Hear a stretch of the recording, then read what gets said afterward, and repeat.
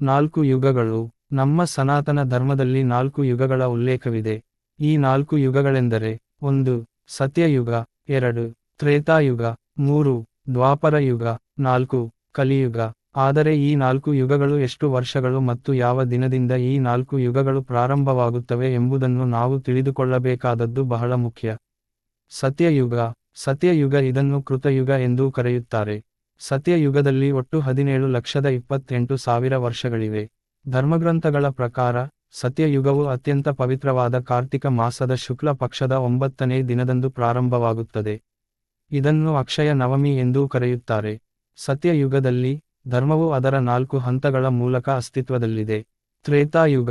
ತ್ರೇತಾಯುಗದಲ್ಲಿ ಒಟ್ಟು 12,96,000 ವರ್ಷಗಳಿವೆ.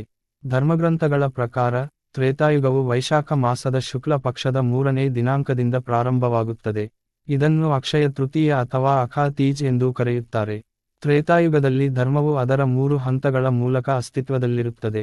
ದ್ವಾಪರ ಯುಗ. ದ್ವಾಪರ ಯುಗದಲ್ಲಿ ಒಟ್ಟು 8,64,000 ವರ್ಷಗಳಿವೆ.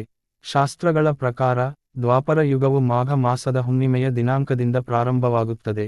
ದ್ವಾಪರ ಯುಗದಲ್ಲಿ ಧರ್ಮವು ಅದರ 2 ಹಂತಗಳಲ್ಲಿ ಅಸ್ತಿತ್ವವನ್ನು ಪಡೆದುಕೊಂಡಿರುತ್ತದೆ. ಕಲಿಯುಗ. ಕಲಿಯುಗದಲ್ಲಿ ಒಟ್ಟು 4,32,000 ವರ್ಷಗಳಿವೆ. ಶಾಸ್ತ್ರಗಳ ಪ್ರಕಾರ ಕಲಿಯುಗವು ಆಷಾಢ ಮಾಸದ ಕೃಷ್ಣ ಪಕ್ಷದ ತ್ರಯೋದಶಿ ತಿಥಿಯಿಂದ ಪ್ರಾರಂಭವಾಗುತ್ತದೆ. ಕಲಿಯುಗದಲ್ಲಿ ಧರ್ಮವು ಅದರ ಮೊದಲನೇ ಹಂತದಿಂದ ಅಸ್ತಿತ್ವದಲ್ಲಿರುತ್ತದೆ. ಇದನ್ನು ಯುಗದ ಅಂತ್ಯವೆಂದು ಹೇಳುವುದನ್ನು ನೀವು ಅನೇಕರ ಮಾತುಗಳಿಂದ ಕೇಳಿರಬಹುದು ಅಥವಾ ಓದಿಯೂ ಇರಬಹುದು.